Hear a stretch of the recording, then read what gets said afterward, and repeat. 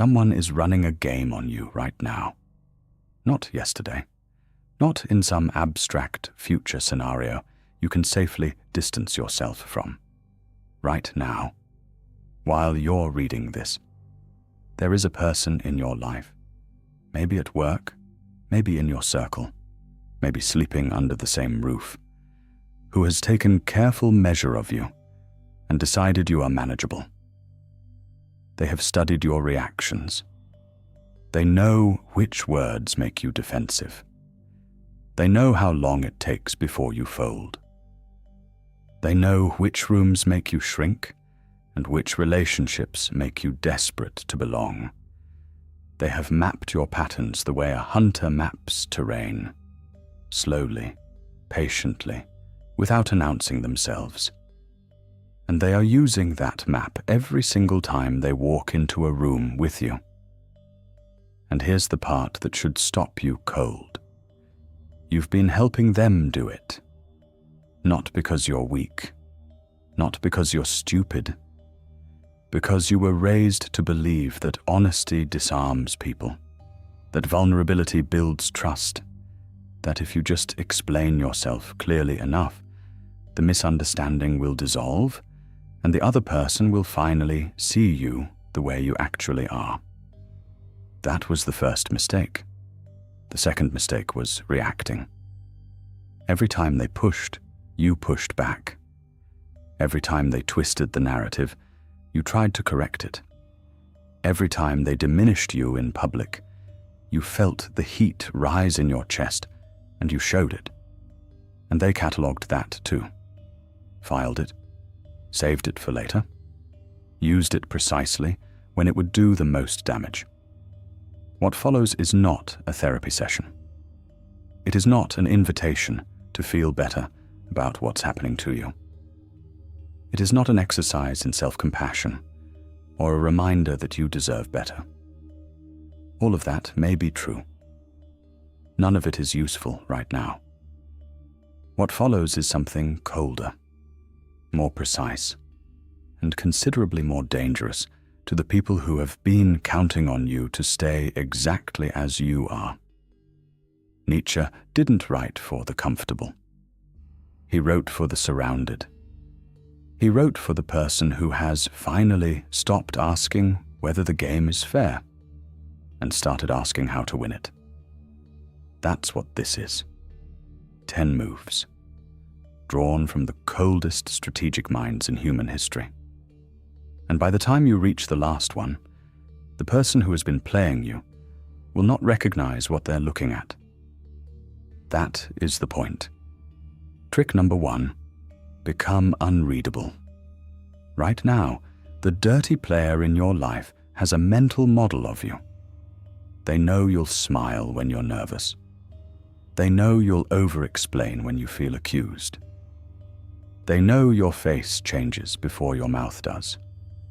They know that a specific tone of voice will make you backpedal, and that a specific kind of public humiliation will make you desperate to restore the peace at any cost. That model is their weapon. It allows them to predict you, time their moves, and calibrate exactly how much pressure it takes to produce the reaction they want. Your first move is surgical. Dismantle the model. This doesn't mean become cold in a way they'll notice and weaponize. It means begin regulating your external signals with precision. Neutral expression, measured tone, responses that give away information without revealing calculation. Nietzsche understood something most people never will. The prince who can be read is the prince who can be controlled. Opacity is not dishonesty. It is armor. The moment they can no longer predict your reaction, they have lost their primary instrument, and they will feel that loss before they understand it. That disorientation is your first dividend. Trick number 2, let them overplay. Patience is not passive. It is the most aggressive strategic posture available to someone who understands the long game. Dirty players are almost always impatient, They need to see results. They need confirmation that their moves are landing. They need the dopamine hit of watching you flinch. When you stop giving them that confirmation, when you remain steady, unmoved, unreadable, they do not recalibrate. They escalate, and escalation always produces exposure. The chess grandmaster does not panic when threatened. He waits. He knows that the player making aggressive moves is also making mistakes, and that those mistakes compound. Every overreach leaves a flank unprotected. Every escalation burns resources they needed for later. Let them escalate. Let them overextend. Let them believe their strategy is working, while they walk further and further out onto ice that you have already measured and found thin. You are not waiting because you're afraid. You're waiting because you already know what happens next. And they don't know that you know. Trick number 3, mirror them and withdraw. This one requires cold precision and a steady hand. The dirty player maintains their position through the certainty that you need them, their approval, their validation, their presence in your life. That certainty is a vulnerability. Your move is to manufacture attachment and then create distance. Not dramatically, not theatrically. Quietly, gradually, and without a single word of explanation. Become warmer for a strategic period. Be present, engaged, generous with your attention. Respond faster. Laugh easier. Create the impression of closer proximity. Watch what happens. They will begin to orient toward you, to expect that warmth, to factor your presence into their emotional reality. Then withdraw it, gradually, without explanation, not with hostility, but with the particular coolness of someone whose attention has simply and naturally moved elsewhere. What fills the vacuum they feel is not anger, not confrontation. It is uncertainty, and uncertain people make mistakes. The person who was certain they had you now has to wonder what changed, and that wondering costs them exactly the kind of mental real estate they were occupying in yours. You have reversed the transaction. Trick number 4, control the frame. Here is what actually happens when you argue back inside their narrative. You lose every time. Not because your argument is wrong, because the moment you accept their framing of the situation and attempt to correct it within that framing, you've already granted it legitimacy. You are fighting on terrain they chose, with rules they wrote, in a language they designed to make you look defensive. Nietzsche understood that the prince who accepts his enemy's map will always lose the battle, regardless of how skilled his generals are. Stop arguing. Start reframing. When they say you're too sensitive, don't defend your sensitivity. That's an interesting read. And move on. When they rewrite a shared history to make you look bad, don't correct the record with facts they'll dismiss or recontextualize. We clearly remember it differently. Full stop. No elaboration. No justification. No visible effort to convince. Arguments are not won in the moment they happen. They are won in how they're perceived afterward. By everyone watching. By everyone who hears the story later. By the room that forms its opinion in your absence. Control the frame, and you control that perception. Control that perception, and they are arguing with air. Trick number 5. Weaponize silence. The most underestimated move available to you. Most people treat silence as absence. Something to fill, something to avoid. Something that feels like tension, or weakness, or passive aggression. Recalibrate entirely. Silence is pressure.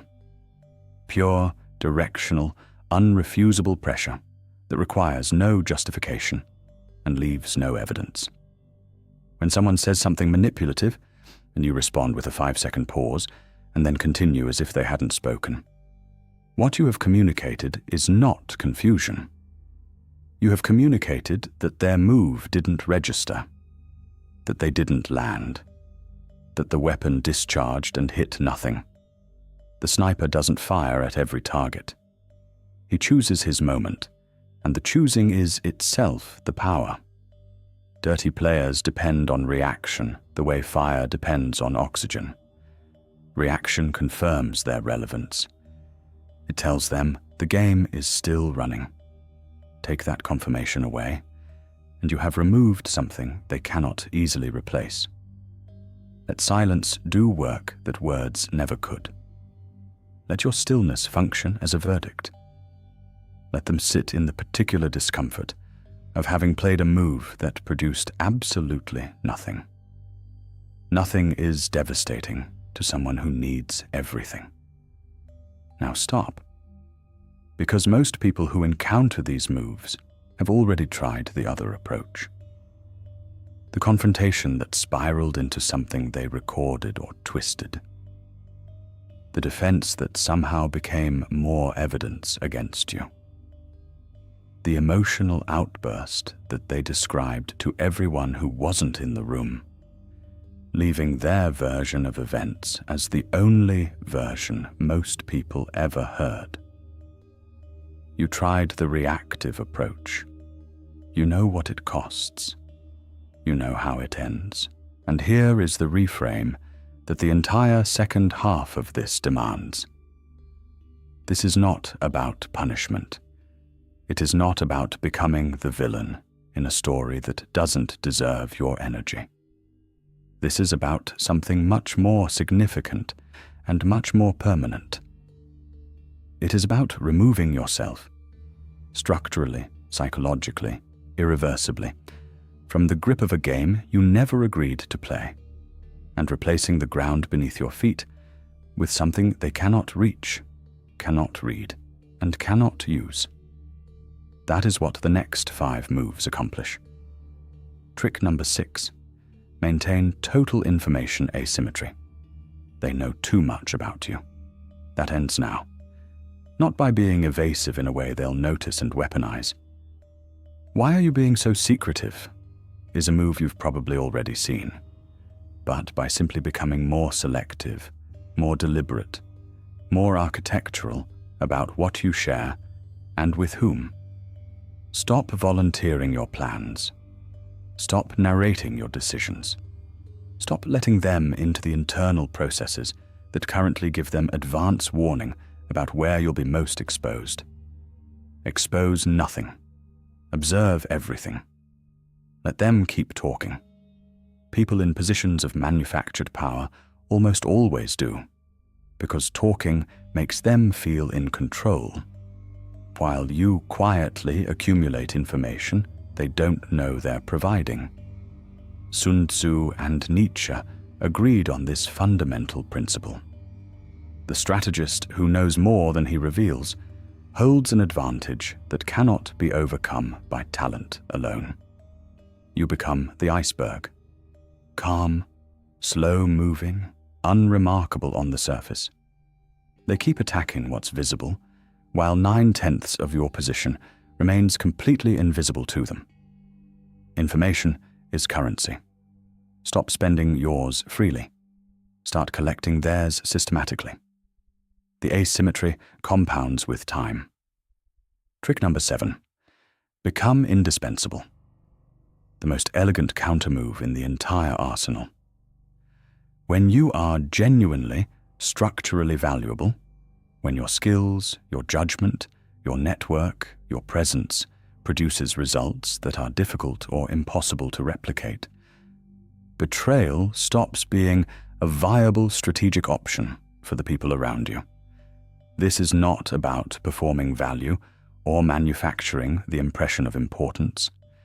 It is about engineering real indispensability with precision and patience. Identify what you can do that others cannot easily replace. Develop it beyond what anyone expects or anticipates.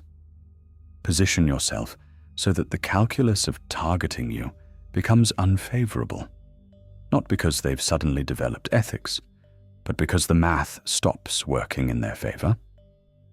Nietzsche's prince understood that the best fortress is not a wall. It is being too costly to attack. Make betrayal look stupid. Make it expensive enough that even the people who would enjoy it decide it isn't worth the price. That is force without aggression. That is security without the performance of threat. And it is impenetrable in ways that defensiveness never could be, because it operates on incentive rather than fear. Trick number 8. Become unpredictable. They have a model of you. We established this at the beginning. Now, you don't just stop feeding that model, you actively and systematically corrupt it. Vary your responses in ways that carry no obvious pattern. Take positions they don't expect. React with warmth where they anticipated coldness, and with calm disengagement where they expected you to fight. Change your rhythms. Show up differently in rooms where they've grown accustomed to knowing exactly what you'll do. Not erratically, strategically. The goal is not confusion for its own sake. The goal is to make the mental model they built of you functionally, permanently useless. What happens when the version of you they counted on simply no longer exists? They have to start over, and starting over costs time, costs energy, costs the certainty they need to execute every move they make. While they're rebuilding their map, you're already operating several moves ahead from yours. That asymmetry is not a temporary advantage. Maintained with discipline, it becomes a permanent structural edge. Trick number 9. Build alliances in silence. The dirty player survives on isolation. Their entire strategy depends on you being alone in your perception of what's happening. Alone in your version of events, surrounded by people who have only heard their narrative. They need you isolated. Your move is not to campaign against them. Campaigning looks desperate. It produces more narrative ammunition than it neutralizes and confirms for observers that you are emotional and reactive. Your move is quieter, more structural, and far more devastating over time. Build real relationships. Not political maneuvers, not performative alliances assembled for appearances. Genuine investment in the people around you. Be reliable when it costs you something. Be useful without announcing your usefulness. Show up for others with the consistency and presence you've been waiting for someone to show up with for you. What you are constructing is not an army, and it is not a coalition. You are building a context, a living, breathing body of evidence about who you actually are, assembled by people who have experienced you directly and remember it clearly. When the narrative against you arrives, and it will, you won't need to defend yourself. The room will already have its own data. The monument doesn't argue with the wind. It simply stands. Trick number 10. Walk away like you never needed them. This is the final move, and it is the most devastating one in existence. Not because it punishes them, though it often does, deeply and permanently, because of what it demonstrates about who you have become in the process of learning everything that preceded it. The dirty player's entire architecture is built on a single load-bearing assumption that you need something from them, their approval, their endorsement, their inclusion, their version of events to be the one people believe. Every manipulation they have ever run on you has been powered by that assumption. They are right that you needed it once. They are counting on you still needing it now. The moment you genuinely, structurally, and irreversibly stop needing it, not as a performance staged for their benefit, not as a calculated display of indifference, but as the actual, lived truth of your rebuilt life, their entire playbook dissolves. You cannot manipulate someone who has no stake in your approval. You cannot diminish someone who has stopped measuring themselves against your opinion. You cannot exploit someone who has already left the game entirely and built something better on the other side of it. This is not about dramatic exits or final words you've rehearsed.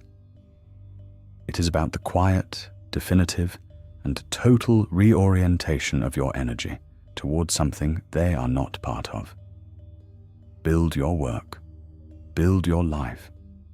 Build your next chapter with the same precision, patience, and cold strategic intelligence you brought to these 10 moves.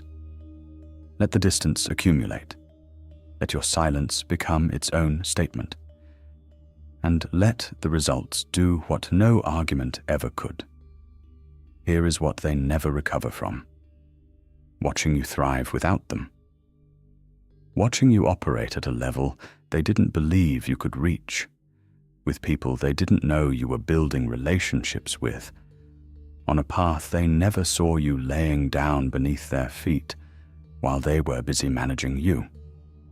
That is the verdict, not the confrontation, not the speech, the undeniable, compounding, publicly visible evidence of a life they no longer have access to. You have been handed 10 moves drawn from the coldest and most enduring strategic thinking in human history.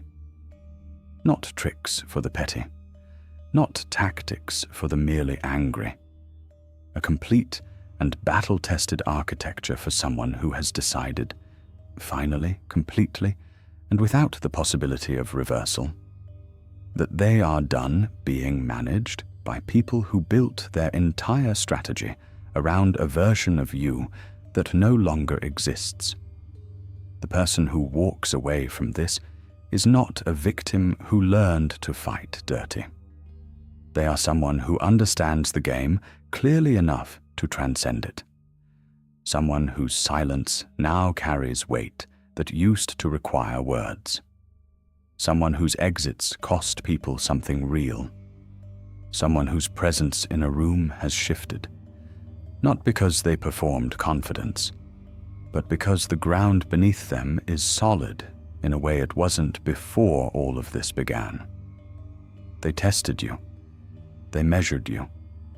They studied your reactions and built a full strategy around the version of you that didn't know any of this was happening.